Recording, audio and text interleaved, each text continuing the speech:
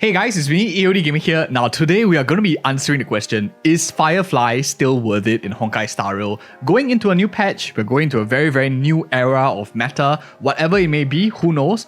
But the question is, whether you're a new player, is she still good picking up?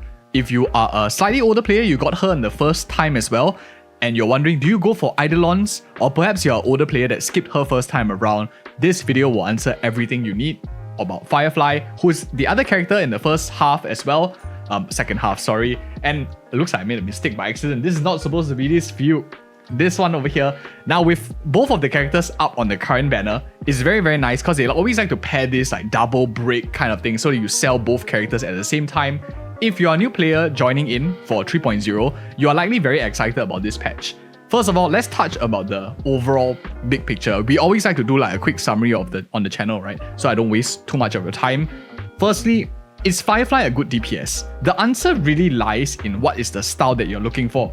Between like the different DPSs in the game, between Firefly, between Akirion, and between Fei Xiao. Where is my Fei Xiao? Where is she? Right, there she is. Upon the three characters, out of all of them, the cheapest one to build is actually Firefly over here. Firefly is super efficient to run, not only because you have great free-to-play options like on the Fall of an Aeon, you can even run with like very affordable gear. You don't need like massive crit rate, crit damage kind of stats, which does take a while to get going. Super new player friendly, super free-to-play friendly, because her best team compositions, you don't even need like 4 limited characters like for you, Runmei as well as Lingsha in order to make her work and like function really well. You can simply run her with Firefly, slap on a Harmony MC, slap on a Gallagher, and in the last slot, like you can play even Esther for example, and she works super well.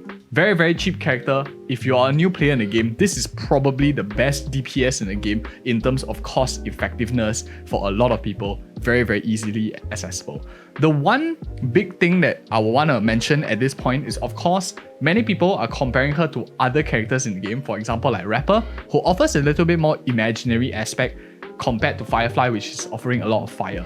The true difference between the both of them, other than of course the design and element and whatever not, is we have a lot of fire breaking characters in the game like Lingsha, for example like Fucc. If you are looking for broader elemental coverage, then in that sense, Rapper is a great coverage as well. If you already have Rapper, I think your priority for Firefly does shift down the ladder a little bit, but that is not to say stopping you from running a team like this. For example, you slap on Firefly.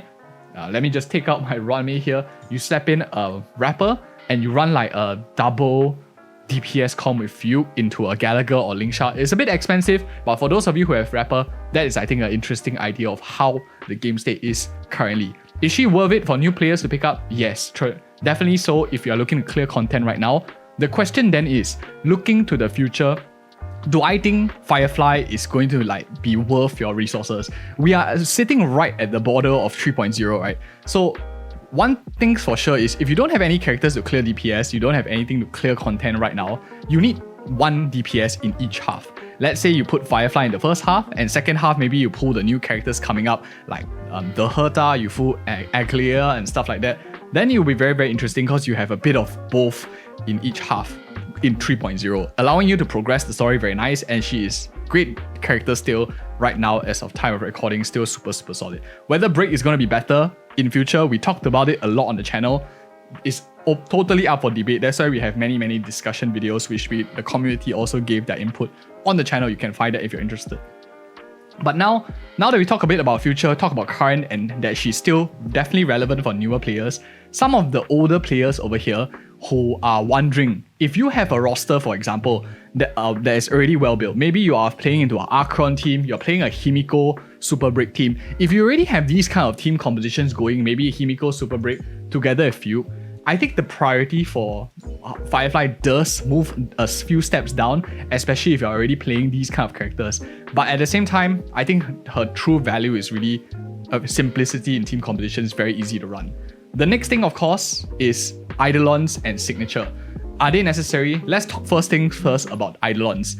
Out of all of them, I think definitely it's interesting. E1 and E2 are really solid. Let's go step by step, right?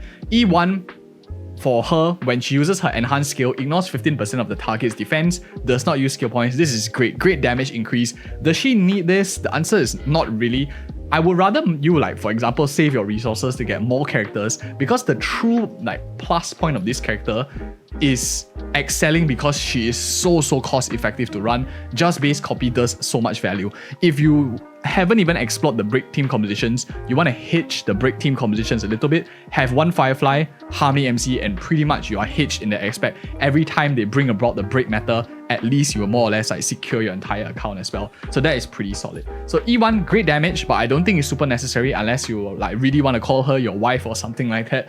E2, while in complete combustion, using enhanced basic attack or the enhanced skill to defeat an enemy target or to break their weakness allows Sam to immediately gain 1 extra turn. This is also a very nice, gives you a good amount of rotation, good amounts of damage. But again, I don't think any of her Idolons are super necessary. If you're Will going to E4 and E6, you're considering it at all, then please by all means do what your heart desires. I think this character is much more cost efficient at E0, but I think that she definitely scales very nicely. E1, E2, probably will stop at E2 in terms of my budget to output ratio.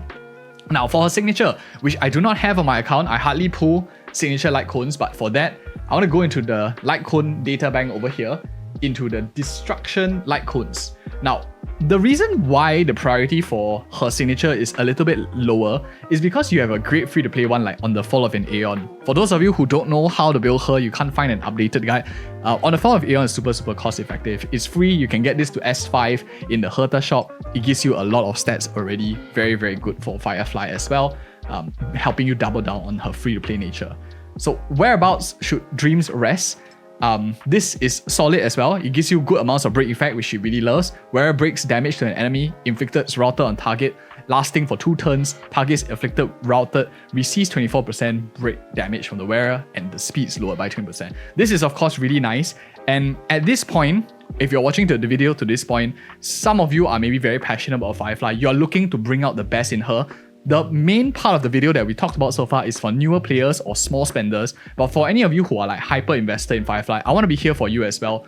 I think that Firefly right now has the best possibility to have a premium team composition, because if you look at the current roster that we have in the game, characters for example like Akirion, who already has a premium team. She has a very expensive team composition with Jiao Chiu, she has Aventurine and stuff like that as well.